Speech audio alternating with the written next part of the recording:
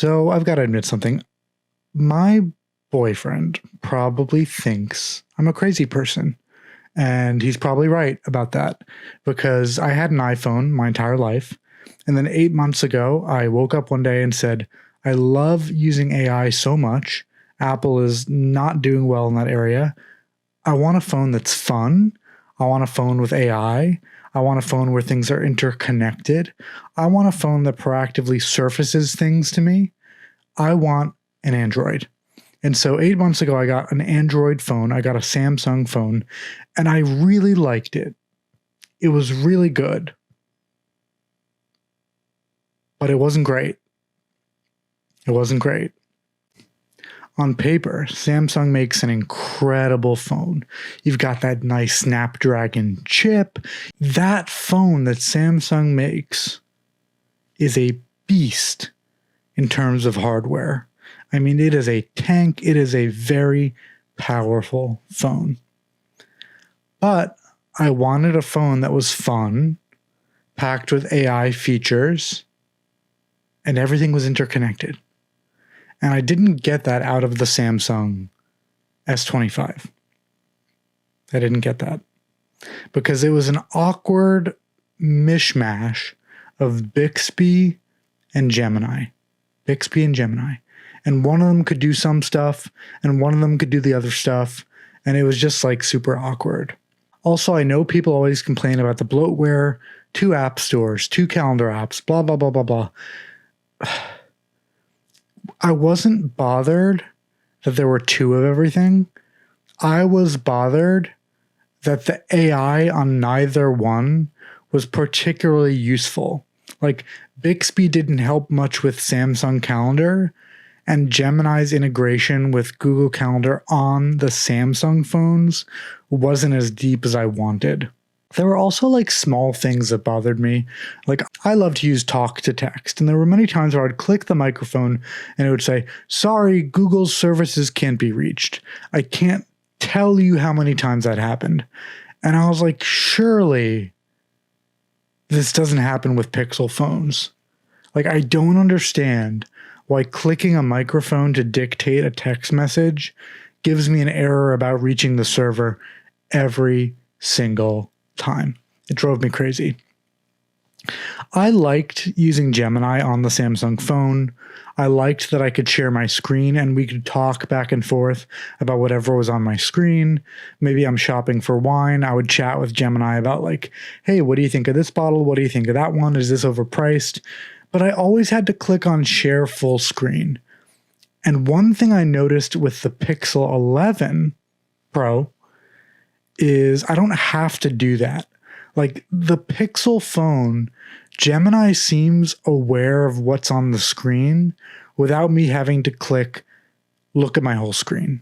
It just seems to be aware of what I'm looking at.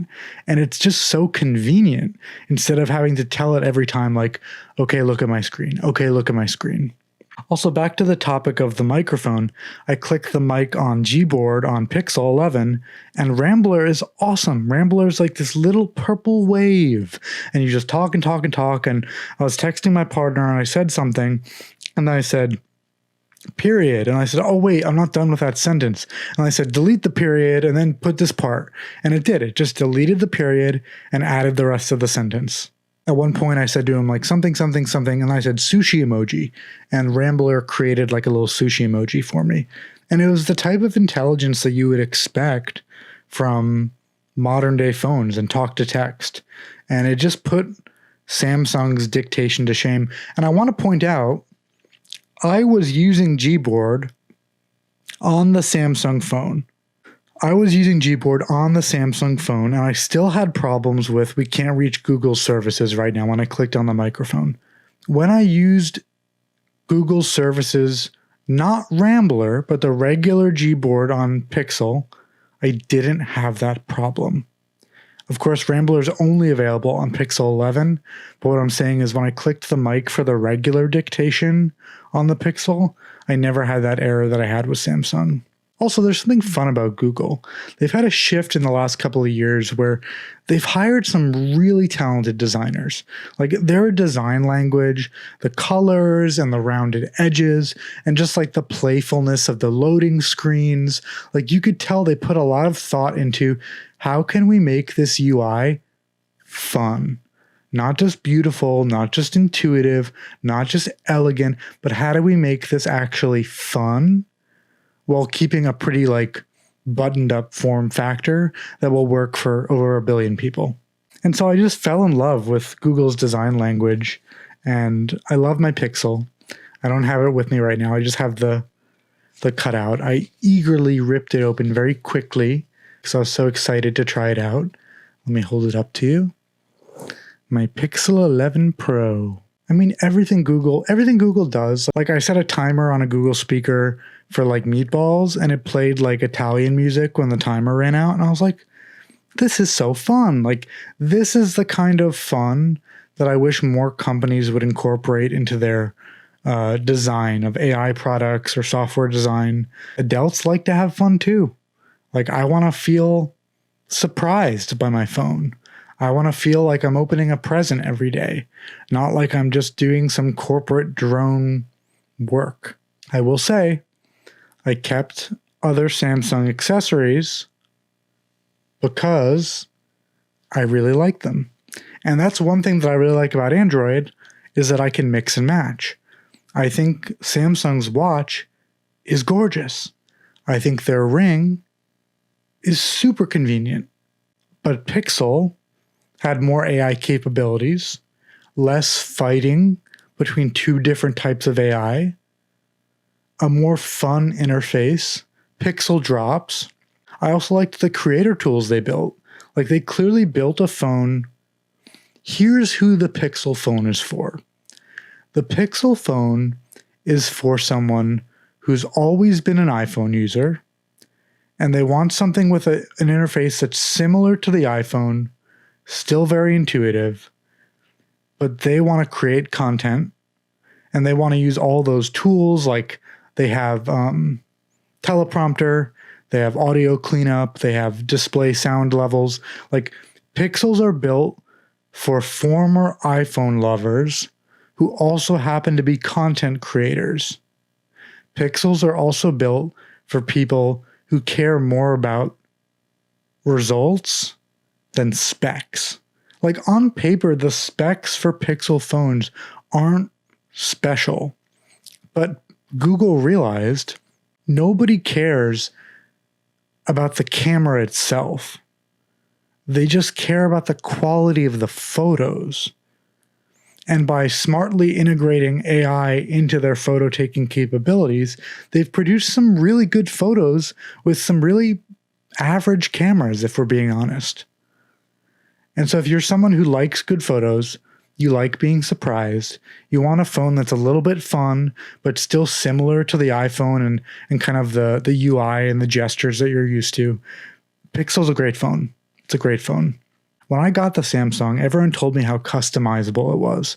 And it's true, like Pixel's not nearly as customizable as the Samsung phones. But when I reflect on my time using that phone, it just felt like a nice to have. It didn't feel like a must have. Like I can't think of any automation that I built on the phone that I'm going to miss deeply, you know? And people think I'm crazy. My friends, my family, people think I'm insane for jumping from an iPhone to a Samsung to a Pixel in like less than a year. But the reality is these phones are a lot of money. And if I can sell a phone and get a different phone that brings me more joy or gives me more, I get more utility out of it, then I'm going to do that. Like life is too short to get something that you don't like and then to just keep it because you've already put in so much time and effort and blah, blah, blah, blah, blah. Like life is about trying things. And if something is better than what you have and you can afford it, get it. You know, people are willing to try out 10 different pairs of pants at a department store. But when it comes to your phone, something you use literally every day that you must pick up 100 times a day, people will buy a phone and then they'll just be like, well, I bought it, so I hope I like it. And I just think that's ridiculous. I think if you can afford it, you should upgrade your phone to a phone that you actually like using and that gives you more utility. What else did I like about my Pixel? I will say this. The colorful ring on the back of the Pixel is a bad reason to buy the phone. Don't buy the Pixel for that little glowing circle. It's like a gimmick. Like, who cares, right? Like, it was never a problem. I was never like, oh my God, when my boyfriend calls me, I need to make sure there's a green light on the back of my phone so I know that it's him. Like, if I'm free, I will answer. And if I'm not, I'll call him back. Like, it's fine. What else? The camera bar is thinner, the bezels. But since I've never owned a Pixel before, like, I had nothing really to compare that to. A lot of people have said if you own a Pixel 10 that you shouldn't upgrade to the 11 because they're very similar. And that seems to be accurate from what I can tell. But if you're like me and you want more AI capabilities and you want something that's more tightly integrated, then this is a great entry point into the Pixel family. Also, just think of the future. Like, think of all the things they'll be able to do with Gemini with that hardware, software, vertical integration. Google's very smart, because if the Chinese models get even better, which they probably will, then having a good model probably won't be a competitive advantage anymore. And so Google knows it can't just stake its whole future on having the best model or the best camera on the phone. Their strategy is, let's have an integration between the hardware and the model that is so tight and makes life so convenient that people aren't talking about parameters on a model. They're not talking about specs on a camera. They're talking about, I opened my phone, I texted my friend about our dinner reservation, and it popped up automatically, and I sent it to him. Like, people want convenience in their life.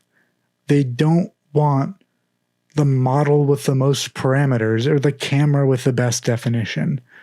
Like, normal people don't care about that. The 200x zoom is pretty crazy. It uses AI. You could download the model to the phone. But again, people don't care how the sausage is made. Like, I want a zoomed in photo that looks good. I don't really care how they made it. And people like to say, like, oh, Gemini is just guessing what that thing looks like because it's using AI to estimate it. But it's estimating like pixels. Like, it's not fundamentally changing the image. It's just filling in the pixels where the regular camera couldn't capture those spots. Saying that Google's 200x zoom on the Pixel 11 Pro is not real photography is like looking at a puzzle somebody's working on and being like, oh, that's not a real image because of the way you put the pieces together. Like, it's still an image. And just because a few pieces are missing in the middle, just because a few pixels are missing in the middle, like, filling them in, even if you're approximately wrong, doesn't fundamentally change the image. It's not like I'm showing the phone a blueberry and I zoom in and it becomes red, you know? Like, the picture is still the picture. It's just filling in the blanks that the camera just wasn't able to capture. And that's good enough for me. And that's good enough for most people. And I can say that a photo taken with Gemini 200x zoom is still a photo. And a painting of a photograph is still a work of art. Think about it this way. If you give me a photograph that you took with a camera and you ask me to paint that photograph, my painting obviously isn't going to be exactly the same as that photograph, but it's probably going to be close enough where you're like, oh, those are the same image. Those are both works of art. They're just like different styles of the same piece. 200x zoom Gemini photos are still photos. Just because they're approximately guessing some of the colors and some of the pixels doesn't change the fact that most of the photo is still a regular photo. These people who are very anti-AI, the future is not going to look good for them. Like, if you spend all your energy fighting progress, you're going to live a life full of friction. And I agree that the environment's probably being harmed by AI, and that's obviously a bad thing. But we will figure that out. Absolutely, we will figure that out. In the same way that the internet created some bad things too. Like, we can figure out a way to solve for the bad parts of this revolutionary technology. And Google's just done a great job of like integrating AI in a very intentional way. Google has real applications for AI. Like, how do I take a good photo? How do I share a dinner reservation with my friend? How do I share a photo with my mom? Like, these are things that we already do every day, and AI is making them easier. Anyway, I love my Pixel 11. We'll see in a year or two what phone I have. I will check back in. Maybe I'll have a different one, who knows? But again, life is too short to just have a mediocre phone that just like does the job. And it's too expensive also. Like, you should enjoy the phone. It should be useful. It should be a Pixel. If you have a Pixel 11, how's it going? And if you're thinking about getting a Pixel 11, what's stopping you? This video was not sponsored by Google. I just genuinely love the design language and the phone. It's great.